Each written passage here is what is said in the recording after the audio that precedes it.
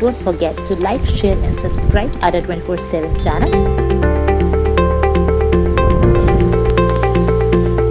Also download Ada 24/7 app.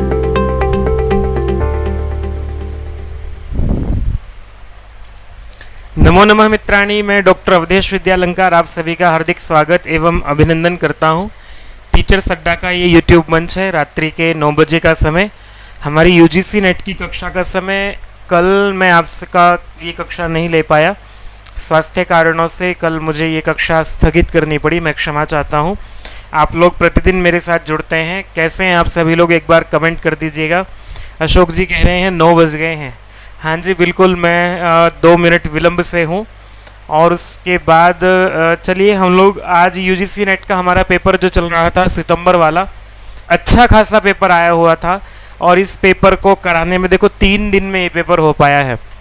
कारण ये है 3 दिन में होने का भी क्योंकि हम प्रश्नों पर थोड़ा सा उत्तर देते समय ये प्रयास करते हैं कि ये प्रश्न की प्रकृति को समझा जाए, उसकी भूमिका क्या रही है, उसके विषय में बात की जाए। तो इस तरह से हम लोग प्रयास करते हैं। कोई बात नहीं है, विषय के 3 दिन लग जाए, 4 दिन लग जाए, लेकिन प्रश्न पत्र पर विस्तार से विचार होना चाहिए।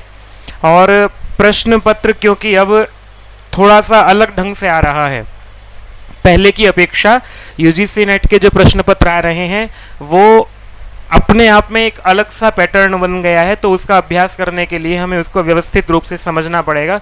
सत्येंद्र शर्मा जी जुड़े हैं, स्वागत है आपका। एक एक प्रश्न ऐसा है जिसके लिए गहन अध्ययन की आवश्यकता है। आप लोगों को एक बार कमेंट करके मुझे बता दीजिए आप में से कौन कौन लोग जुड़े हुए हैं, जिससे कि मैं ये जान सकूं और मुझे ये उत्साह रहे कि मेरे साथ कौन कौन लोग जो हैं, कैसे कैसे आप लोग तैयारी कर रहे हैं। आपकी परीक्षा आ ही गई है। श्वेता द्विवेदी जी जुड़ी हैं, स्वागत है आपका। नमो नमः। आप लोगों की परीक्षा आने ही वाली है। अब लोग कुछ लोगों ने जो पहले से फॉर्म भरा हुआ था दिसंबर वाला, वो अपनी परीक्षा दे रहे होंगे। और जिन लोगों ने पहले फॉर्म नहीं भरा है, जो अभी एलिजिबल हुए हैं या पहले नहीं भर पाए, अब दोबारा भर रहे हैं जून वाला पेपर, तो आपकी परीक्षा 6 अक्टूबर से लेकर के आरंभ होगी। तैयारी कैसे कैसे कर रहे हैं आप लोग, मुझे एक बार बताइएगा। जी इप्सिता जी नमो नमः। पहला प्रश्न आपके सामने रहा, 71वां प्रश्न है ये, आज का हमारा पहला प्रश्न है। और समय हम इसके लिए रखेंगे अपने आप से 20 सेकंड उत्तर देने का, पर प्रश्न पढ़ लेते हैं पहले। अभिकथनम ए पारो वर्यवित्सु तु खलु वेदित्रिषु भूयो विद्यः प्रशस्यो भवति। कारणम आर, इसका जो ए का अभिकथन है, इसका कारण है यथा तेन गहन रूपेण वारं वारं स्वाध्यायेन बहुपरिश्रमेण वेदाभ्यासः कृतो अस्ति। उपर्युक्त अभिकथनम कारणम आश्रित्य समुचितम विकल्पम चिनुत। कहाँ से ये प्रश्न है आप लोग समझ रहे होंगे इसको, जो लोग तैयारी कर रहे हैं। आज का एक भी प्रश्न नहीं, प्रश्न खैर ऐसा क्यों कहूँ मैं, एक भी प्रश्न, लेकिन ये यूजीसी नेट की कक्षा है तो DSSS की बात नहीं कर रहे हैं हम लोग, यूजीसी नेट की बात कर रहे हैं। आप में से कौन कौन ऐसा है जो यूजीसी नेट की तैयारी कर रहा है? आप में से कुछ लोग तो खैर हमारा उत्साह बढ़ाने के लिए भी और ये कि चलो कुछ सीखने को मिलेगा, इस दृष्टि से भी हमारे साथ जुड़ते हैं। पर व्यवस्थित रूप में कौन आप में से तैयारी कर रहा है? ये कथन है निरुक्त से। निरुक्त में वेदार्थ करने की प्रक्रिया पर बात हो रही है। तो वहाँ कह रहे हैं पारोवरीय वित्त कौन है? जो परंपरा को जानने वाला है। पारोवरीय परंपरा को जानने वाले जो लोग हैं, उनमें वेद वित्रिषु, वेद को जानने वाले लोगों में भूयो विद्यः प्रशस्य भवति, बहुत अधिक विद्या वाला व्यक्ति प्रशस्त होता है, उसकी वो अच्छा वेद भाष्य कर सकता है, ये बात कह रहे हैं। तो एक तो ये कथन हो गया है, मतलब ये है कि अच्छा वेद भाष्यकार वो हो सकता है, प्रशंसा उस व्यक्ति की हो सकती है जो परंपरा से वेद के अर्थ को जानता हो, जो हमारा पारंपरिक अर्थ करने की परंपरा रही है उसको जानता हो। तो इसका फिर कारण दिया है, किसी के विषय में कह रहे हैं यथा तेन गहन रूपेण वारं वारं स्वाध्यायेन बहुपरिश्रमेण वेदाभ्यासः कृतो अस्ति, जिसने बहुत अधिक वेदाभ्यास किया है तो प्रशस्य होगा ही वो।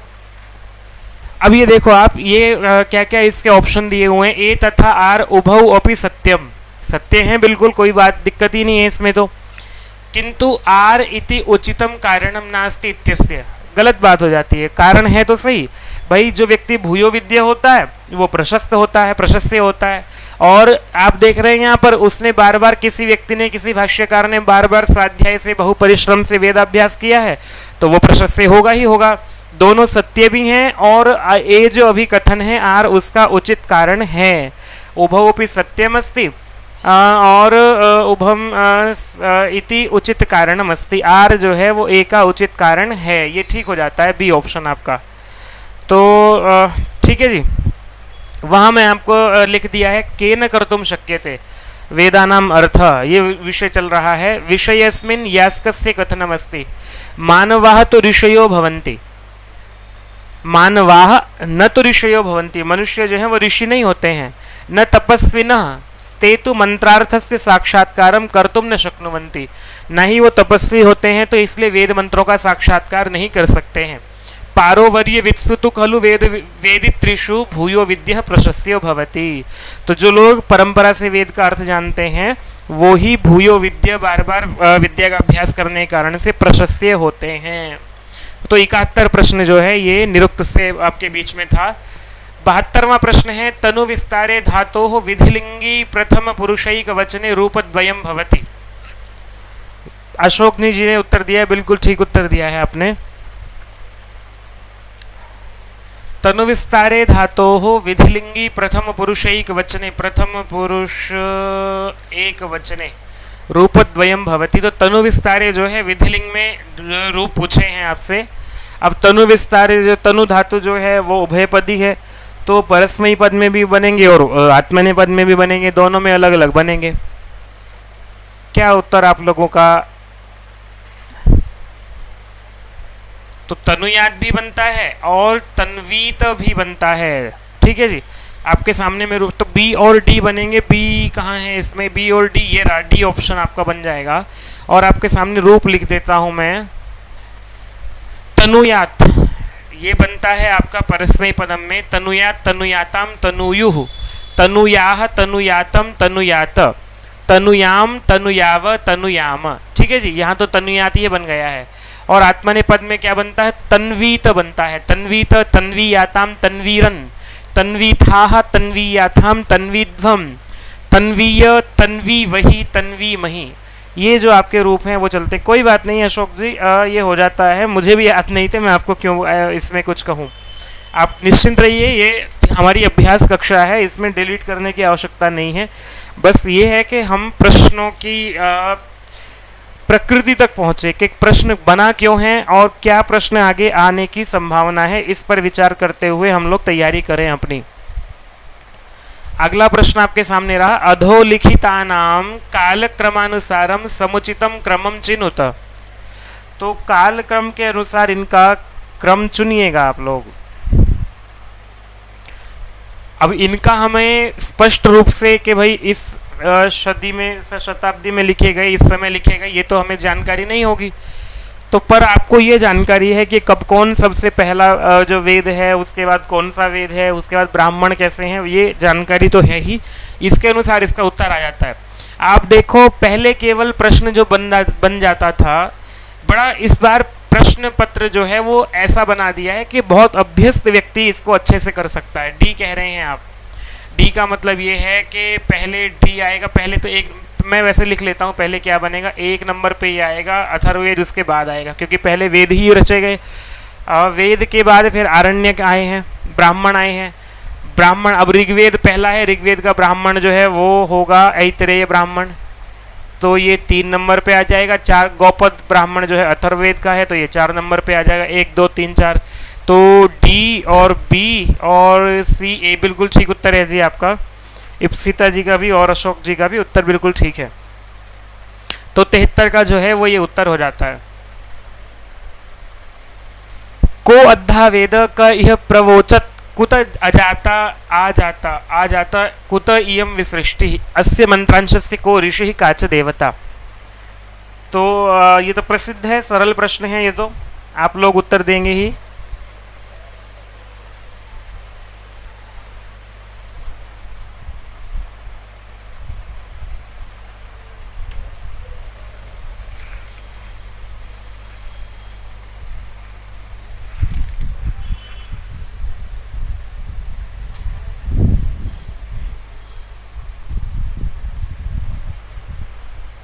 नीतम राठी जी, स्वागत है आपका, नमो नमः।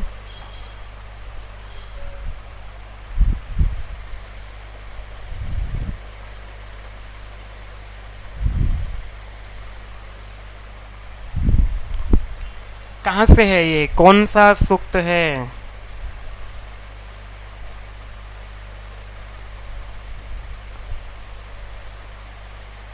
मैं आपके उत्तर की प्रतीक्षा में हूँ जी। चलिए मैं इस पर बात करता हूँ। ये कौन सा दार्शनिक सूक्त है? नासदीय सूक्त है। नासदीय सूक्त में उत्तर अशोक जी कह रहे हैं बी। बी का मतलब है ए एवं डी। ए परमेष्ठी प्रजापति ऋषि हैं आपके अनुसार, और डी जो है परमात्मा देवता, देवता परमात्मा है। बिल्कुल ठीक उत्तर है जी आपका। और नहीं, बी ठीक है। हाँ, नासदीय सूक्त है 10, 129 इसकी संख्या है। 7 मंत्र हैं इसमें, परमेष्ठी प्रजापति ऋषि हैं, और जो देवता इसका सूक्त का है वो है सृष्टि स्थिति प्रलय करता परमात्मा। छंद जो है सारे के सारे मंत्रों में त्रिष्टुप छंद है। ये प्रसिद्ध है। शशि भूषण शुक्ल जी हैं, बलराम राठौर जी जुड़े हैं, स्वागत है आपका। जो लोग हमारी, मैं पहली बार आप लोगों को देख रहा हूँ, जो लोग हमारी कक्षा में पहली बार जुड़े हैं, आपसे निवेदन है कि प्रतिदिन कक्षा हमारी चलती है। बीच में लगभग 10 दिन का हमारा अंतराल ऐसा रहा कि कक्षा अनवरत नहीं चल पाई है, परंतु अब पूरा प्रयास यही रहेगा कि कक्षा में कोई बाधा ना आए। परंतु मेरा निवेदन आपसे है कि एक तो प्रश्न का उत्तर जब दे रहे हैं तो संख्या अवश्य लिखिएगा। 75वां प्रश्न है, 1846 तमे ख्रीस्ताब्दे अधोलिखितेषु कतमेन पाश्चात्य विदुषा वैदिक साहित्यम इतिहासम च इति ग्रंथः रचितः। तो आप लोग इसका उत्तर दीजिए। आपसे मैं ये जानना चाहता हूँ, आप में से कौन कौन ऐसा व्यक्ति है जो तैयारी कर रहा है अपनी?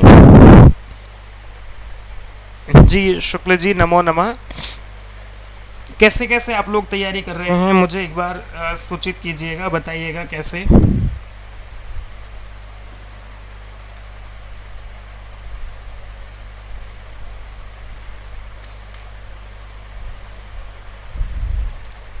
किसने लिखा ये वैदिक? अच्छा, आप लोग एक काम और कीजिएगा, आज जा कर के अपनी पुस्तकों से चार्ट बना लीजिएगा कि कौन से पाश्चात्य विद्वान ने कौन सी पुस्तक लिखी है, क्योंकि इन्होंने अपना संस्कृत साहित्य और वैदिक साहित्य को लेकर के काफ़ी काम इन लोगों ने किया है। इनका उद्देश्य भले ही कुछ भी रहा हो, वो मंगल पांडे जी कह रहे हैं 75 का ए। मैक्स मुलर ने नहीं लिखी है जी, नहीं। C, I think C William Jones ने भी नहीं लिखी है। रुडॉल्फ रोथ होना चाहिए, एक बार देख लेते हैं क्या है। हाँ, रुडॉल्फ रोथ जो है इन्होंने लिखी है वैदिक साहित्य और इतिहास, वैदिक हिस्ट्री एंड वैदिक लिटरेचर एंड हिस्ट्री करके एक पुस्तक इन्होंने लिखी है। तो इनसे भी अच्छे प्रश्न बनते हैं। स्वप्निल शुक्ला जी, स्वागत है आपका। सदूषणापि निर्दोषा सखरापि सुकोमला नमस्तस्मै कृतायेन रम्या रामायणी कथा कस्मात् ग्रंथाद् उद्धृतोऽयं श्लोकः। लीजिए आप इसका उत्तर दीजिए।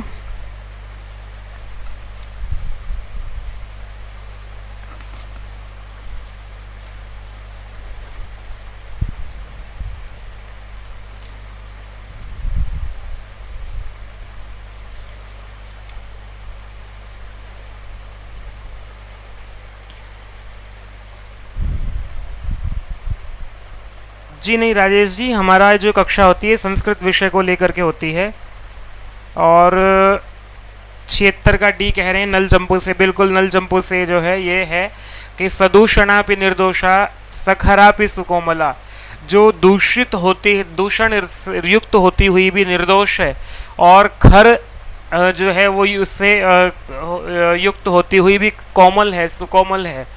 नमस्तस्मै कृतायेन रम्या रामायणी कथा, उस व्यक्ति के लिए नमस्कार है जिसने रम्या रामायणी कथा लिखी है। मतलब ये जो अपने प्राचीन कवि हैं उनके प्रति अपनी कृतज्ञता ज्ञापन कर रहे हैं, प्रणाम निवेदित कर रहे हैं अपना।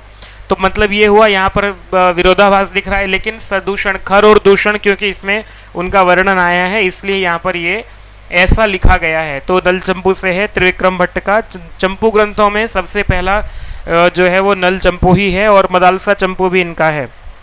बिल्कुल डी राइट आंसर है आपका। 77वां प्रश्न है और उत्तर लिखा हुआ था। चलो अगर दिख गया हो तो ठीक है, नहीं दिखा हो तो समीचीनाम तालिकाम चिन्हुता, इसमें से आपको जो है वो अच्छे जो ठीक तालिका है वो चुननी है। दंडी, विल्हण, अघोष, बाणभट्ट जो हैं इनके क्रम के अनुसार आपको ये सजाने हैं। कौन से का कौन सा आपका ये कौन से कवि की कौन सी रचना है इसके अनुसार।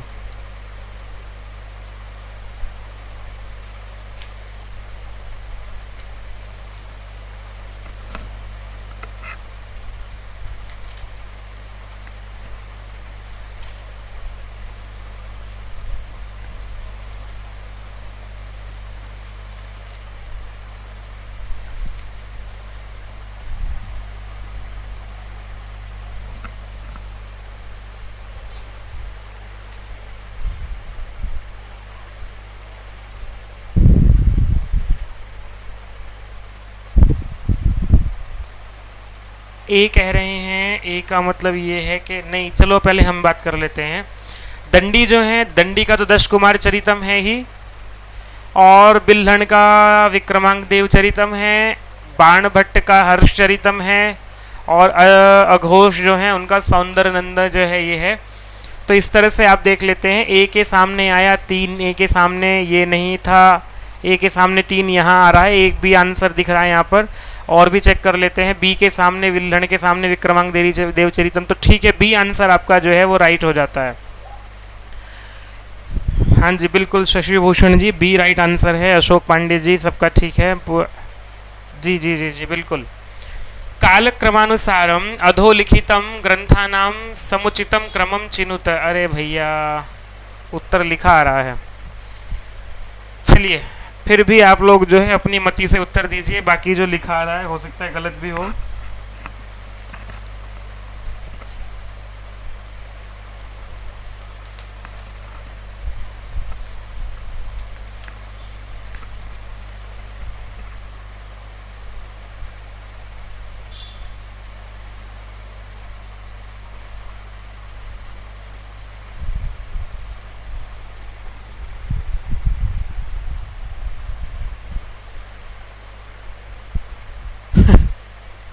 चलो डी तो दिख रहा है। सबसे पहले तो महाभाष्य आएगा ही। मैं क्रम इनका समकाल भी लिख देता हूँ। महाभाष्य जो है वो पतंजलि की रचना है, 185 ईसा पूर्व समय इनका माना जाता है। तो सबसे प्राचीन ये है। यहाँ पर काशी का वृत्ति जयादित्य वामन ने लिखी है, उनके बाद 6ठी शताब्दी का समय इनका रहता है। शब्द कौस्तुभ लिखा है भट्टोजी दीक्षित ने, और इनका समय 1600 ईस्वी के आसपास का समय रहता है। शब्द कौस्तुभ जो है पाणिनीय सूत्रों की अष्टाध्यायी क्रम से एक अपूर्ण व्याख्या प्राप्त होती है। वैयाकरण भूषण सार जो है वो कौंड भट्ट ने लिखा है। इनके बाद भट्टोजी दीक्षित के समय के ही ये हैं, पर इनके बाद के हैं, तो इनका भी समय यही 1600 ईस्वी दिखाता है, मानते हैं। शब्देंदु शेखर नागेश भट्ट हैं, तो ये सबसे अर्वाचीन हुए इनमें। ठीक है, आपको ये भी ध्यान रखना होगा। एक काम ये अवश्य कर लीजिएगा जब आप अपनी तैयारी कर रहे हैं। जो लोग अभी अभी तैयारी करने में जुटे हैं, अपना एमए कर रहे हैं या कर चुके हैं तुरंत, और आप लोग पहली बार तैयारी कर रहे हैं, तो तैयारी करते समय आपको सबसे पहला काम जो करना चाहिए वो करना चाहिए इतिहास पढ़ने का। मतलब संस्कृत साहित्य को आरंभ से पढ़ना आरंभ कीजिए। कि मैं पुस्तकों का नहीं बात कर रहा हूँ, इतिहास की बात कर रहा हूँ कि कैसे कैसे जो है, जैसे भरत सबसे आदि आपको दिखाई देंगे, और उनके बाद का पूरा क्रम पढ़िएगा। यहाँ इधर पाणिनि को देख करके पाणिनि से पहले कौन कौन से वैयाकरण हुए हैं उनको पढ़िएगा। ऐसे ही स्मृति ग्रंथों में कुछ प्रमुख स्मृतिकार हुए हैं, और नैरुक्तों में कुछ प्रमुख नैरुक्त हुए हैं, क्योंकि यहाँ से अब बहुत अधिक प्रश्न बन रहे हैं। तो यूजीसी नेट में आपको निश्चित रूप से 4 से 5 प्रश्न हर पेपर में इस तरह के मिलेंगे, जहाँ रचनाकारों का क्रम पूछा जाएगा आपसे। एक कॉपी पेन लेकर के बहुत मेहनत करनी पड़ेगी आपको, और इनको लिखना पड़ेगा। किसी को समस्या है, नहीं मिल रहा है, कहाँ मिलेगा, आप मुझे मेल कर सकते हैं। मेरा वीडियो के शुरू में ही मेल आईडी मिलेगा आपको, वहाँ से आप मुझे मेल कर सकते हैं।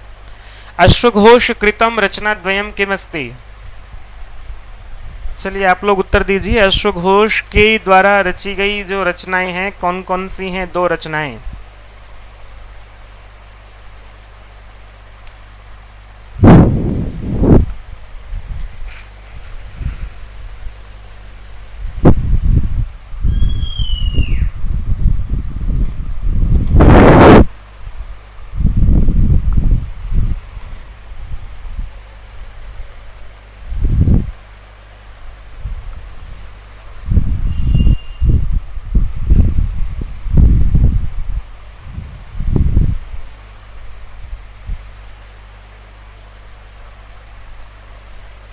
आप कह रहे हैं बी बुद्ध चरितम सौंदर्य नंदन।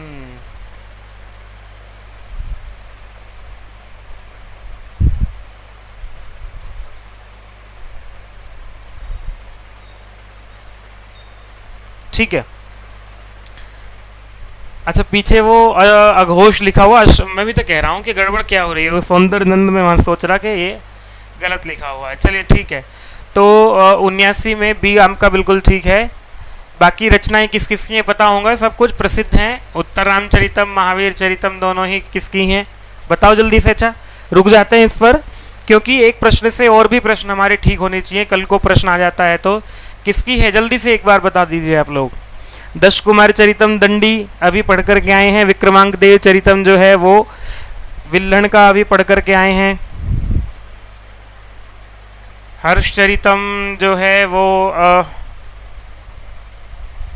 फर्स्ट पेपर के पुस्तक पूछ रहे हैं आप मुझे। अच्छा पुस्तक देखो, वैसे तो बाजार की पुस्तकों पर मैं ये बात आपको बार बार कहता हूँ कि भरोसा बिल्कुल नहीं करना चाहिए, पर ऐसी बात भी नहीं है कि आपको बाजार में अच्छी पुस्तकें नहीं मिलती हैं। तो आप जो हैं बाजार से पुस्तक लेना चाहें तो संस्कृत गंगा की पुस्तकें अच्छी हैं, बहुत अच्छी हैं पुस्तकें, उनका प्रस्तुतिकरण भी अच्छा है। लेकिन बस एक समस्या ये है कि वहाँ भी त्रुटियाँ दिखाई देती हैं। पूरी तरह से आप उनका पूरी तरह से भरोसा किसी भी पुस्तक पर मत कीजिए। एक बार तथ्यों को अपनी मूल पुस्तकों से चेक कीजिएगा, क्योंकि मनुष्यों से त्रुटियां हो जाती हैं। बाकी मेरे पास कुछ पुस्तकें हैं, मैं दिखा सकता हूं आपको। ये संस्कृत गंगा की वैदिक वाङ्मय पुस्तक मुझे अच्छी लगी है, मेरे पास है।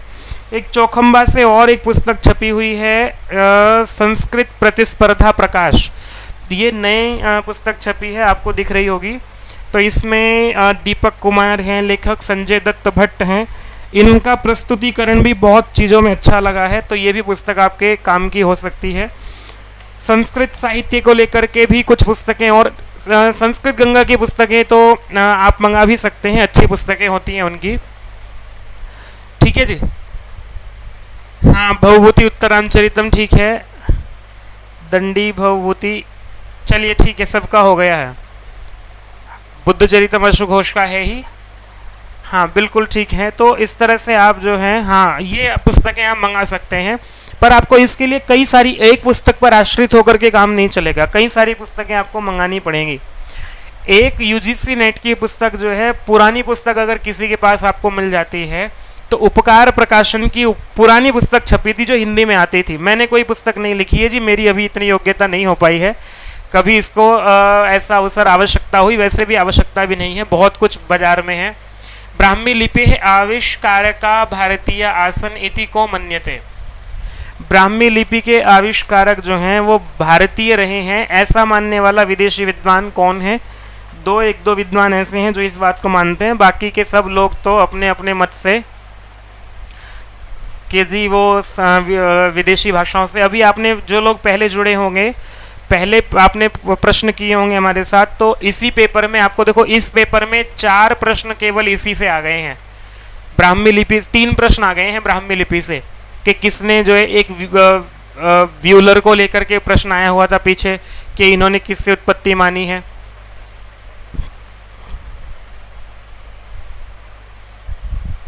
सी कह रहे हैं वेबर, वेबर ने नहीं कहा था जी, वेबर ने तो, वेबर का तो मत क्या था इसमें, ये सब बाकी इन्होंने उससे ही माना है। जो विदेशी जो रही हैं भाषाएं, उनसे ही इसकी उत्पत्ति मानी है। लेकिन एडवर्ड ने माना है कि द्रविड़ से, मैंने आपको उस दिन पढ़ाया था ये वाला विषय जब हम पीछे बात कर रहे थे, तो उसमें एडवर्ड ही एकमात्र ऐसे हैं जिन्होंने माना है कि द्रविड़ भाषा से जो है वो इसकी उत्पत्ति हुई है ब्राह्मी लिपि की। आपका मतलब द्रविड़ हमारी भाषा है और ये हमारी लिपि है ब्राह्मी लिपि, तो इसके बनाने वाले जो हैं वो द्रविड़ लोग थे, इसको माना है एडवर्ड थॉमस महोदय ने। बाकी इन्होंने सब ने अपने हिसाब से इसको विदेशी भाषाओं से ही इसकी उत्पत्ति मानी है। दोषावस्थः इति पदस्य सायणानुसारम अधोलिखितेषु कतम अर्थ विद्यते। दोषावस्थः,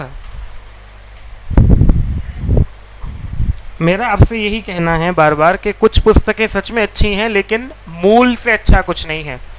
आप पढ़िएगा कपिल देव द्विवेदी जी का वैदिक साहित्य का इतिहास पढ़िएगा, वैदिक साहित्य एवं संस्कृति पुस्तक है उनकी, और संस्कृत साहित्य का इतिहास पढ़िएगा। कपिल देव द्विवेदी जी का अच्छा काम है, संक्षिप्त है, अच्छा काम है, उसको पढ़िएगा आप लोग। उपत्वाग्ने दिवे दिवे दोषा वस्तर धिया वयम नमो भरंत एमसी, ये वाला मंत्र है अग्नि सूक्त का।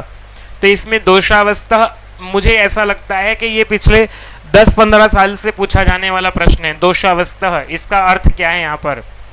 तो ये दोषावस्था का जो है रात्रौ और अन्नौ, रात और दिन ये अर्थ है इसका। सूर्य चंद्रमा नहीं है, रात दिन जो है वो अर्थ हो जाता है। सी आंसर है जी इसका, बिल्कुल नितम जी ठीक कहा आपने। नहीं 81 की बात कर रहे हैं हम लोग, डी नहीं है जी, सूर्य चंद्रमा नहीं है। उपत्वाग्ने दिवे दिवे दोषावस्तर धिया वयम नमो भरंत एमसी, सूक्तों को लेकर के ये सायण भाष्य के अनुसार अर्थ पूछे जाते हैं, तो सायण भाष्य से पढ़िएगा, किसी अपनी इच्छा से नहीं पढ़िएगा। एधेताम इति प्रयोगे कानी धातु लकार पुरुष वचनानी। एधेताम देखो धातु रूप से भी 2 प्रश्न आ गए हैं इस पेपर में।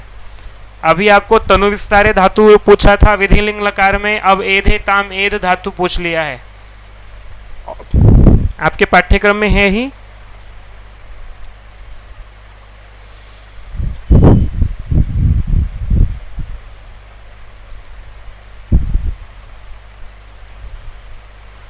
वर्ग 3 में क्या आएंगे, क्या पूछा है आपने, मुझे नहीं समझ में आया।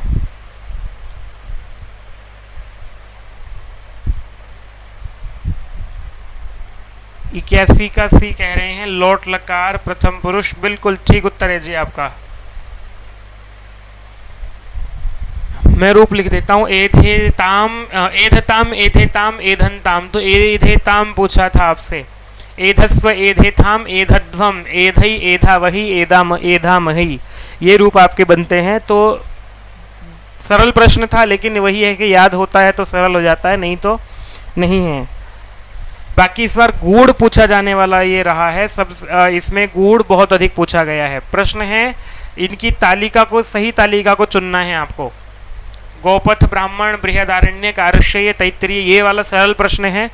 लेकिन अब आपको मैं एक बात बार बार बता रहा हूँ कि इस बार अब जो यूजीसी नेट की पेपर की परीक्षा होती है आपकी, उसमें ये नहीं आता है कि आपको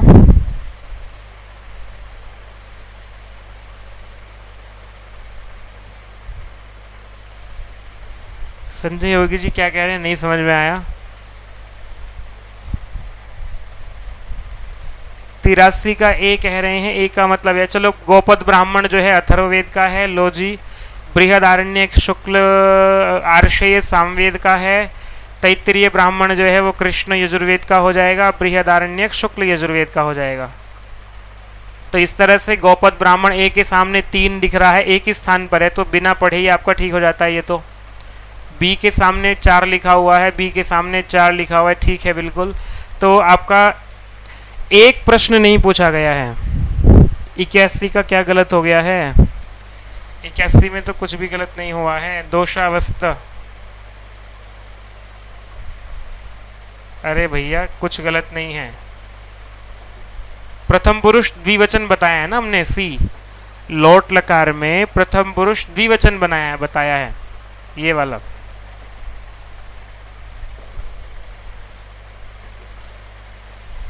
चौरासीवां प्रश्न है, अधस्तन युग्मानाम समीचीनाम तालिकाम चिनुत। एधेताम जो है यही तो पूछा था, प्रथम पुरुष और द्विवचन था लोट लकार का। ए कहाँ बताया था? ए नहीं बताया था। चलिए, श्रम प्रधानेषु तपोवनेषु तपोधनेषु, हाँ ठीक है। गूढ़म ही दाहात्मकमस्ति तेजः, तपोवनेषु है ये। श्रम प्रधानेषु तपोवनेषु गूढ़म ही दाहात्मकमस्ति तेजः। तो ये तो अभिज्ञान शाकुंतलम का है ही, आपने पढ़ा होगा इसको। और ऐसे ही आनीय झटिति घटयति विधि अभिमतम अभिमुखीभूतः अक्षमालाप वृत्तिज्ञा कुशासन परिग्रह ब्राह्मीव दौर्जनी संसद वंदनीया समेखला। अदृष्टम अप्यर्थम अदृष्ट वैभवात करोति सुप्तिर्जन दर्शनातिथिम। पहले ए को देख लेते हैं, ए के सामने 4 कहाँ है, ए के सामने 4 एक ही जगह पर है, तो डी आंसर वैसे ही ठीक हो जाता है। लेकिन आपको सबका पता होना चाहिए। तो ये जो है आनीय झटिति घटयति विधि अभिमतम रत्नावली से, अक्षमाला नल चंपू से है ही, और आपका ये मुझे नहीं ध्यान था, अदृष्टम अपि अर्थम वैभवात करोति सुप्तिर्जन दर्शनातिथिम नैषद से है। हाँ डी ठीक है जी आपका बिल्कुल।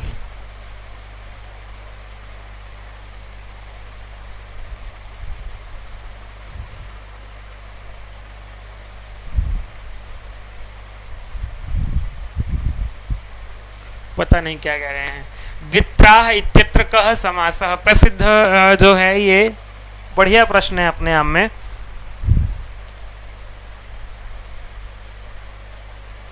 बताइएगा ये।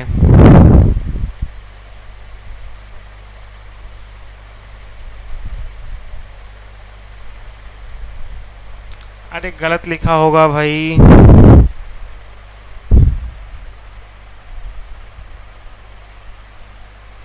द्वित्राह इत्यत्र कः समासः, बी तत्पुरुष नहीं होगा जी ना, इसलिए तो ये वाला प्रश्न दिया गया है यहाँ पर। तत्पुरुष में तो उत्तर पद प्रधान होता है, यहाँ आपको दोनों ही पद प्रधान हैं, लेकिन फिर भी ये बहुव्रीहि का उदाहरण है। ठीक है, इसीलिए वहां पर लिखा हुआ है कि प्रायः अन्य पद प्रधान जो है वो बहुव्रीहि होता है, लेकिन यहाँ पर 2 और 3 विकल्प से है और बहुव्रीहि का उदाहरण बनता है ये वाला। ध्यान रखिएगा इसको आप। इस पर कभी आपको मैं बहुव्रीहि के जो सामान्य बहुव्रीहि और विशेष बहुव्रीहि करके भेद बनते हैं उस पर एक कक्षा में किसी रखेंगे इसको विस्तार से।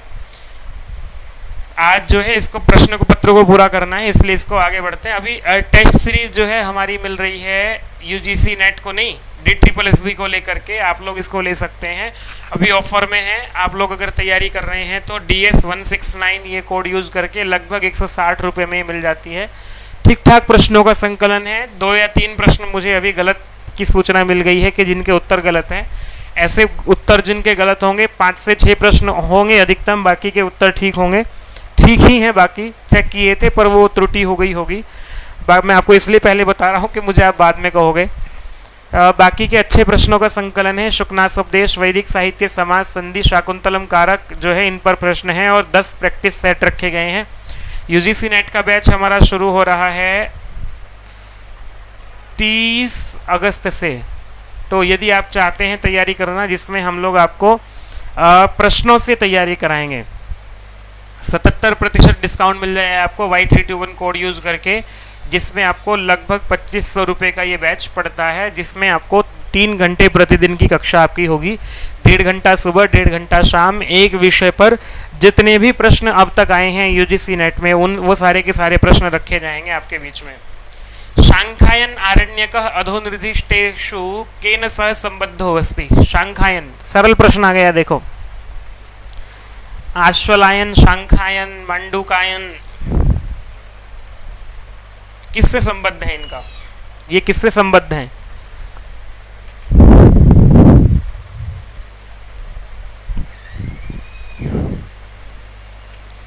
ये केवल मैं आपको पेपर 2 का बता रहा हूँ।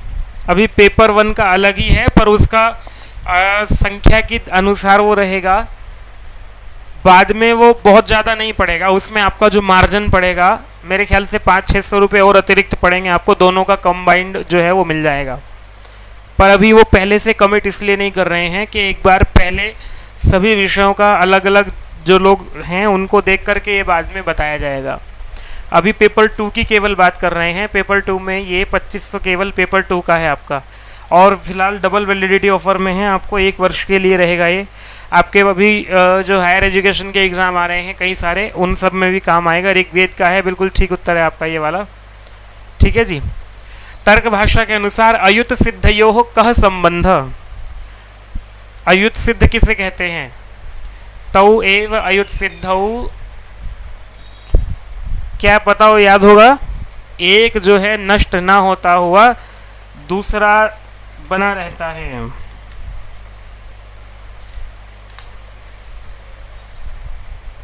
तो समवाय संबंध होता है अयुत सिद्ध में। 86-87 का जो आंसर है वो बी हो जाता है। ठीक है। सांख्य कारिका के अनुसार प्रत्यय सर्ग इत्यस्य को अर्थ, प्रत्यय सर्ग से क्या अर्थ है यहाँ पर?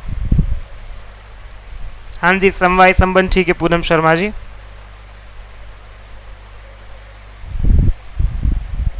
आपको जो भी 2004 से लेकर के और अब तक 2019 तक पेपर उपलब्ध हैं हमारे पास सारे के सारे, उन प्रश्नों को व्यवस्थित करके अलग अलग कर लिया गया है। एक विषय के प्रश्न एक जगह, दूसरे के दूसरी जगह, इस तरह से करके पढ़ाएंगे। आप लोग वेबसाइट पर जाकर के चेक कर सकते हैं, वहाँ आपको प्रत्यय बुद्धि तस्य सर्गः, प्रत्यय सर्गः कार्यम। ठीक है जी, ये आपका हो जाता है ए। बुद्धि का जो सर्ग है 82 का, ये ठीक था गुरुजी कह रहे हैं, पता नहीं आपका तो क्या हो सकता है। चलिए ठीक है जी। संजय जी आप एक बार थोड़ा सा ध्यान दीजिए, वो जो बताया गया है वो आपको प्रमाण सहित बताया गया है, देख लीजिएगा। मनुमते अनधियानो विप्रो की दृशो भवती, जो पढ़ता लिखता नहीं है ब्राह्मण वो कैसा होता है, ये पूछा गया है।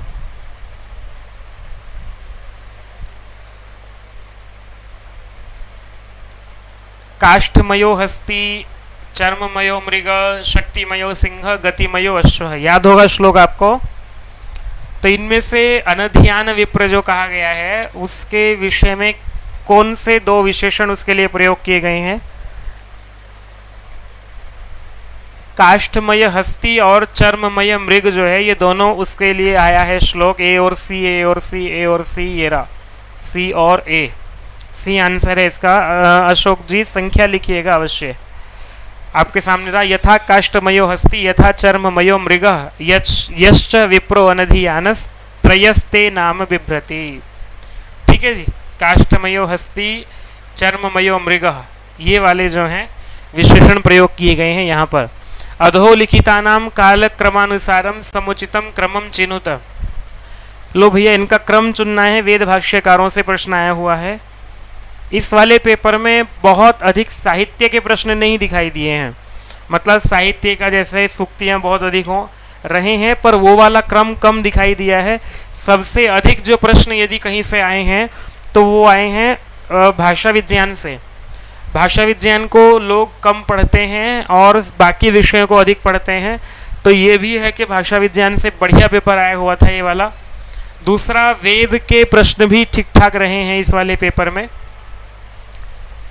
इस पेपर को देख करके बस ये वाला पैटर्न जो है ना, ये वाला पैटर्न पर आपको अभ्यास करना पड़ेगा, क्योंकि अगर खाली इनमें से कोई प्रश्न हो और केवल 4 ऑप्शन चुन करके आपको लगाना हो तो थोड़ा सरलता हो जाती है।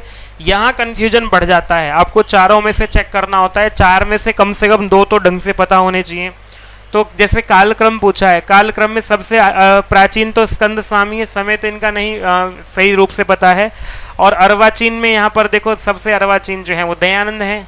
दयानंद अभी हुए हैं 19वीं शताब्दी के, 18वीं शताब्दी 19वीं शताब्दी के बीच के। और सायण जो हैं वो प्राचीन, उव्वट जो हैं वो रहे हैं भोज के समय के, राजा भोज के समय का इनका समय दिखता है, मतलब 11वीं शताब्दी। और सायण भाष्य जो हुआ है वो हुआ है हरिहर बुक्का के समय में, मतलब 14वीं शताब्दी में। दक्षिण के पंडित थे ये। तो इस तरह से लगता है आपको 1 2 3 नहीं 1 2 3 और 4, सी पहले नंबर पर यहाँ आ रहा है। लो जी, C A B D, C answer आपका हो जाता है। ठीक उत्तर है आपका बिल्कुल प्रिया जी। और पूनम जी का भी है, हाँ जी बिल्कुल। सीमा जी डी नहीं बनेगा क्योंकि बी पहले, दयानंद तो सबसे बाद के हैं। ठीक है, ये ध्यान रखिएगा। वेद भाष्यकारों को लेकर के आपसे प्रश्न पूछा गया था। अब परिच्छेद जो दिया हुआ है 51 से 91 से 95 तक के जो प्रश्न पूछे जाएंगे इस गद्यांश से पूछे जाएंगे। ये गद्यांश पढ़ना है और उसको पढ़ करके उत्तर देना है। ऊपर उपलो मेघो भवती, कहाँ से है? निरुक्त से है। निरुक्त के दूसरे अध्याय से ये वाला है, जहाँ आपको मेघ के नामों की चर्चा की गई है। ठीक ठीक है जी। उपर उपलो मेघो भवति, उपरमन्ते अस्मिन् अभ्राणि उपरता आप इति वा तेषाम एषा भवति। इसके मेघ के विषय में ये वाला मंत्र जो है, ये वाली ऋचा आती है। देवानां माने प्रथमा अतिष्ठन् कृन्तत्र कृन्तत्राद एषाम उपरा उदायन त्रयस्नपन्ति पृथ्वीम अनुपा द्वावृभुकम वहतः। तो ये इसका भाष्य जो किया है वो किया है पुरुषम देवानाम निर्माणे प्रथमा अतिष्ठन, माध्यमिका देवगणः प्रथम, इनी मुख्य नाम प्रथमो भवति, कृन्तत्रम अंतरिक्षम। ये देखो यहाँ पर आपको एक तो जो भी इस तरह का गद्यांश आता है उसमें मैं एक बार अपना बीच में मैं आ रहा हूँ तो इसको मैं अपने को बंद कर लेता हूँ। अब आपको स्क्रीन पर केवल यही दिखाई देगा। एक तो ये कोई भी गद्यांश आता है उसमें कोई भी परिभाषा है आपको तुरंत उसके विषय में मार्क कर लीजिए। जैसे कृन्तत्रम अंतरिक्षम आया हुआ है, विकर्तनम मेघानाम कृन्तत्रम अंतरिक्षम विकर्तनम मेघानाम। जो कृन्तत्र है उसे वो अंतरिक्ष के लिए शब्द आया है कृन्तत्र, और वहाँ क्या होता है विकर्तनम मेघानाम, मेघों का कटाई छटाई होती है, इसी कारण से वर्षा होती है। विकर्तनेन मेघानाम उदकम जायते, मेघों का विकर्तन करने से उदक जो है उत्पन्न होता है। त्रयस्तपन्ति पृथ्वीम अनुपाह,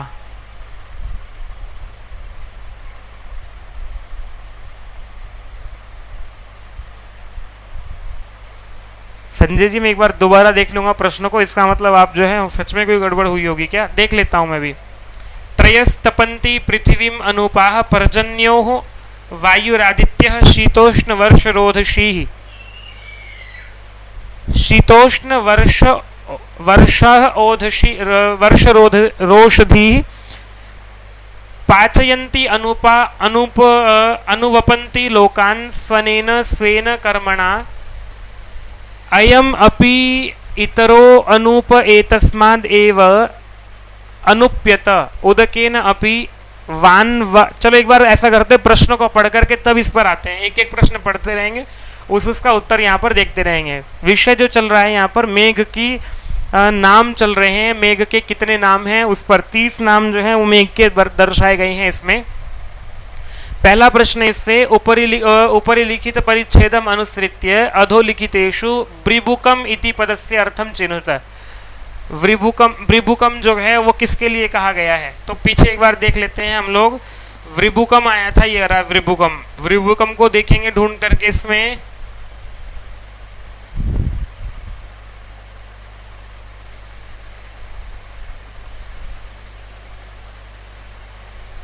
ये रहा सबसे नीचे, द्वौ वृभुकम वहतः पुरीशम वायु आदित्या उदकम वृभुकम इति उदकम नाम। वृभुकम इति उदक नाम यहाँ से आपको मिल जाता है। तो इस तरह से आपको उत्तर ये हो गया है वृभुकम उदक नाम, तो जल का नाम जो है वृभुक हो जाता है यहाँ से व्युत्पत्ति जो दी हुई है। 92वां प्रश्न है आपका, उपरि लिखित परिच्छेदम अनुसृत्य अधुलिखितेषु त्रयस्तपन्ति इत्यस्य वाक्यस्य अभिप्रायः कः। 3 जो हैं त्रयस्तपन्ति, इसका अनुवाद जो अभिप्राय है यहाँ पर क्या है, त्रयोतापः पृथ्वीं तपन्ति, मनुष्याणां पापानि पृथ्वीं तपन्ति, पर्जन्यो वायुरादित्यः पृथ्वीं तपन्ति, सूर्यरश्मयः वडवानलं च पृथ्वीं तपन्ति। यहाँ से जो आपको पंक्ति दिखाई देगी वो पंक्ति दिखाई देगी।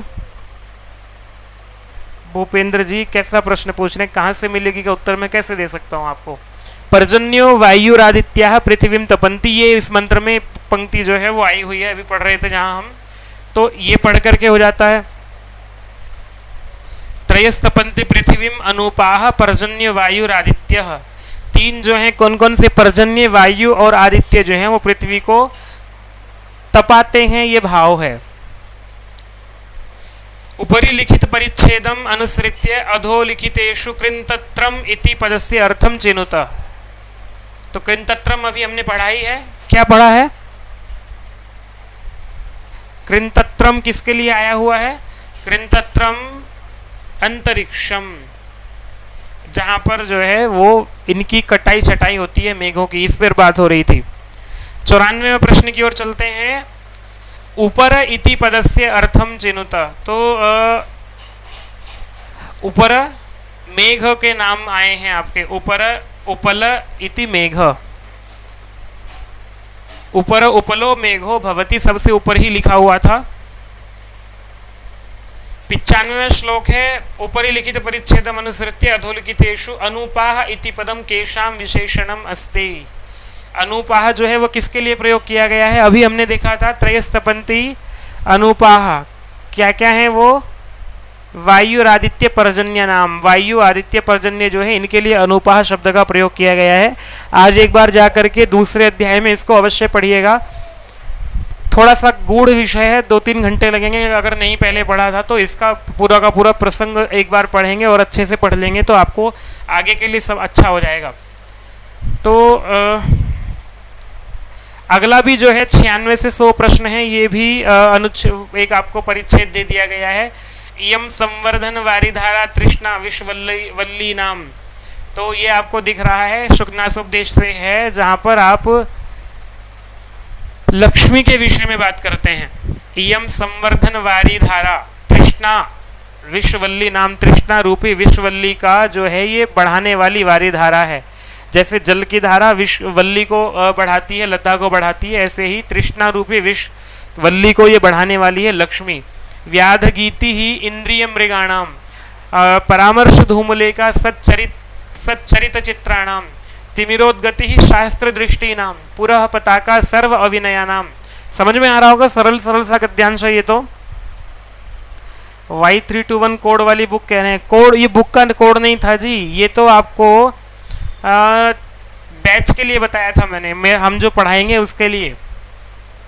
उत्पत्ति निम्नगा क्रोध आवेग ग्रहाणाम, उत्पत्ति निम्नगा क्रोध आवेग ग्राहाणाम, अपान भूमि विषय मधुनाम, संगीतशाला भू विकार नाट्यानाम, आवास दरी दोषाशी विषाणाम,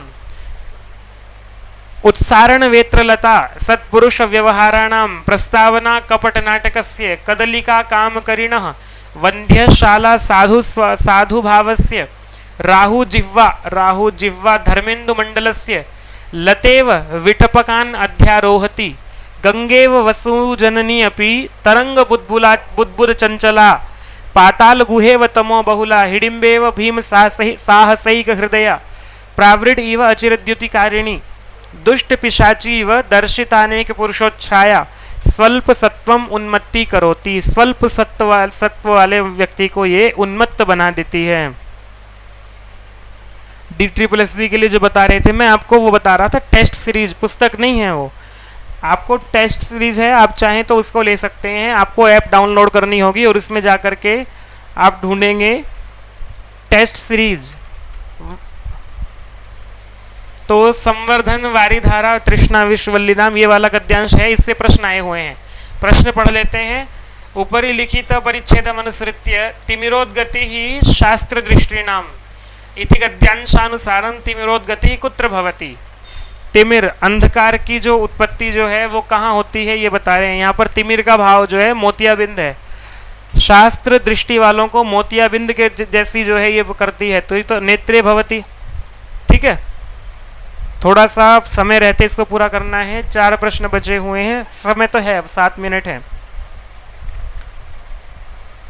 उपरि लिखित परिच्छेद पुरः पताका सर्व अविनयानाम इति गद्यांशे पुरः पताका उच्यते, तो किसके विषय में बात हो रही है ये आपको पता ही है, अभी बताया आपको हमने।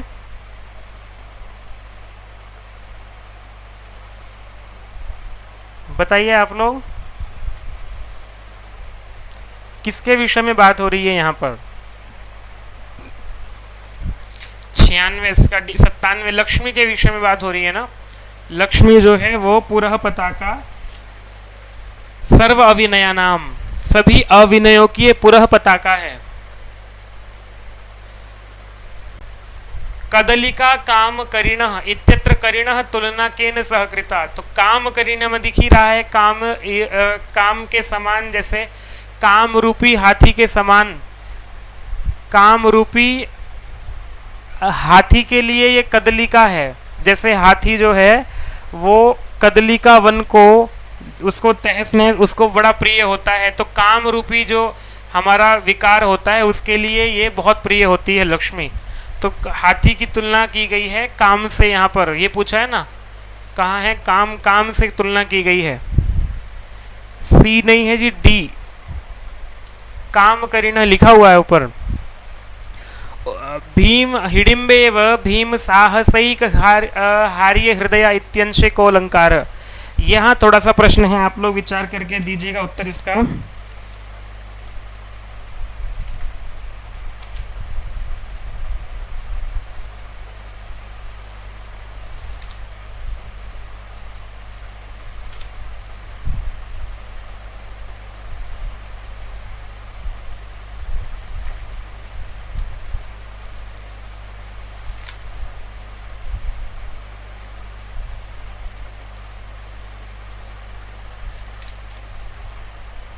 निन्यानवे का सी श्लिष्टोपमा, ठीक है बिल्कुल।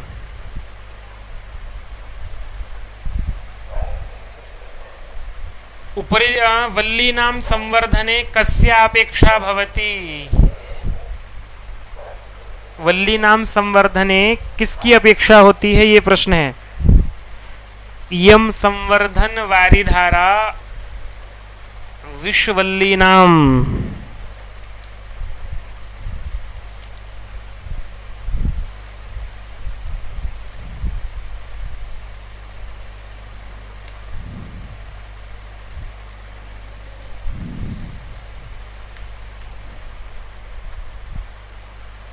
जल की आवश्यकता होती है ना, जैसे जल को वल्ली को बढ़ाने के लिए, लता को बढ़ाने के लिए जल की आवश्यकता होती है, ऐसे ही ये हमारी इच्छाओं को बढ़ाने के लिए ये लक्ष्मी इस तरह से कार्य करती है। तृष्णा रूपी विष वल्ली को बढ़ाने में जल की तरह से काम करती है ये। तो ये यहाँ पर जैसे तैसे करके ये वाला पेपर आपका पूरा हुआ, क्योंकि इसमें एक समस्या ये है, एक प्रश्न में कई सारे प्रश्न पूछे गए हैं। तो मैं आपसे यही कहूँगा कि आप जब भी इसको कक्षा को देख रहे हो तो कॉपी पेन लेकर के बैठिएगा, और ये उद्देश्य ये है कि आपको प्रश्न तो कहीं से भी कर लोगे, आप पुस्तक ले लोगे और उससे प्रश्न कर लोगे, हो ही जाते हैं प्रश्न तो। लेकिन विषय ये है कि प्रश्न की तैयारी कैसे करें, पेपर की तैयारी कैसे करें। पहले वाले जो आपको पुराने प्रश्न पत्र मिलेंगे उनमें आपको प्रश्नों का तरीका जो मिलेगा वो इस तरह से नहीं मिलेगा जो अब आ रहा है। अब आपको इसके लिए 2019 वाला जो पेपर मैंने ये कराया है इसको बार बार रिवाइज करना पड़ेगा। आपको 3 दिन में मैंने कराया है ये वाला। कल नई कक्षा हुई थी, परसों हुई थी, और उससे भी एक दिन पहले कक्षा नहीं हुई थी, उससे पहले दिन हुई थी। तो आपको पुरानी 3 वीडियो दिख जाएंगी मेरी ये वाली, उसमें से आप एक बार फिर दोबारा देख करके, जिन्होंने नहीं देखा है, अपनी तैयारी करिएगा और इस वाले पेपर का ढंग से अभ्यास कर लीजिएगा। मेल आईडी चाहिए आपको, ये लीजिए मेल आईडी वैसे आपको हर एक वीडियो में आरंभ में मेरा मेल आईडी दिखाई देगा। मेरा जो सबसे ऊपर पहले टैग लगा रहता है avdhesh.kumar@adda247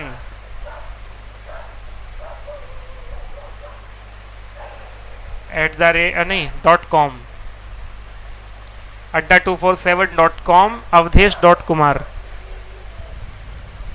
कल क्लास होगी, अब क्लास रेगुलर रहेगी। हाँ जी, अब देखो वैसे समय पर कोई अचानक से कुछ हो जाता है नहीं पता, लेकिन कक्षा अब रेगुलर रहेगी क्योंकि जो आवश्यक कार्य थे वो संपन्न हो गए हैं। अब केवल यही हैं, आपकी सेवा में हैं। और ये जो प्रश्न पत्र हैं आपके, मैं यही करूँगा अभी, क्योंकि मुझे जो लगता है तैयारी कराने में अभी की जो सबसे बड़ी आवश्यकता है वो ये है कि आपको पुराने विगत वर्षों के जो प्रश्न पत्र हैं वो सब करा दिए जाएं। तो मेरा ये प्रयास रहेगा। अभी मैं सेकंड पेपर ले आता हूँ, क्योंकि जो पुराने सेकंड पेपर हुए हैं वो सरल भी हैं थोड़ा सा।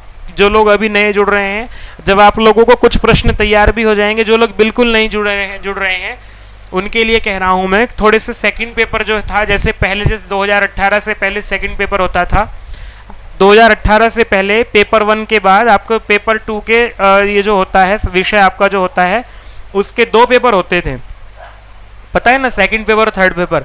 तो सेकंड पेपर जो है वो सरल आता था, थर्ड पेपर कठिन आता था। तो अभी कुछ प्रश्न जो हैं वो बन जाएगा, अभ्यास बन जाएगा, फिर थर्ड पेपर पर बात करेंगे। वो अच्छा खासा कठिन पेपर पहले भी आता था, तो उससे फिर आपको इस तरफ ले चलेंगे। अभी मैंने शुरू में आपको ये वाला पेपर रखने का, मैं सरल ही पेपर रखना चाह रहा था, पर मेरा ये उद्देश्य था ताकि जो लोग तैयारी कर रहे हैं उनको इस पेपर को करा करके ये अभ्यास करा दिया जाए कि पेपर आपका ऐसा आता है। तो ये तो हमारा हो गया है कि पेपर आपका आएगा ये वाला, लेकिन प्रश्न तो वही रहेंगे, प्रश्न थोड़ी बदलेंगे। बस इतना है कि एक प्रश्न में 4 प्रश्न पूछे गए हैं आपको। तो मैं इस तरह से तैयारी कराएंगे आपकी। सेकंड पेपर अभी शुरुआत करते हैं, 8-10 पेपर सेकंड कर लेते हैं। एक वर्ष में 2 पेपर होते हैं, तो 2018 का सेकंड पेपर मैं कल आपके बीच में लेकर के आऊँगा। 50 प्रश्न हैं, फटाफट से कर देंगे कल 1 घंटे में आराम से। जो प्रश्न विस्तार से बताने वाले रहेंगे वो विस्तार से बताएंगे, बाकी सरलता से करते चलेंगे। लेकिन अपने हाथ में कॉपी पेन लेकर के अवश्य बैठिएगा और नोट करते चलिएगा। टेस्ट सीरीज जो पूछ रहे थे आप ले सकते हैं, 7999 यहाँ पर मूल्य दिखाई देगा आपको। लेकिन आपको जब ये कोड डालेंगे DS169, ये कोड डालते ही आपको ये लगभग 160 रुपये की लगभग मिल जाएगी ये, ठीक है जी। UGC नेट का जो है आपका, जो लोग तैयारी करना चाहते हैं हमारे साथ, उनके लिए 2500 रुपये लगभग इसका मूल्य बैठेगा। 2400-2500 के बीच में रहेगा संस्कृत सप्ताह महोत्सव के अवसर पर ये भी। तो चलिए मैं आपके बीच में फिर उपस्थित होऊंगा। आज के लिए इतना ही। और हाँ, एक विशेष बात, जो लोग DSSB की तैयारी कर रहे हैं, आपके लिए बड़ी सूचना ये है कि आपने वीडियो के शुरू में देखना, आपको जानकारी मिल जाएगी।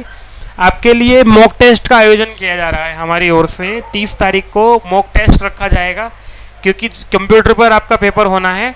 तो कंप्यूटर पर पेपर होते समय आपको दिक्कत ना आए, इसके लिए मॉक टेस्ट आपको कराया जाएगा।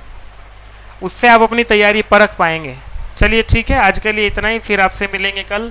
सर्वेभ्यो नमः। जयतु संस्कृतम, जयतु भारतम।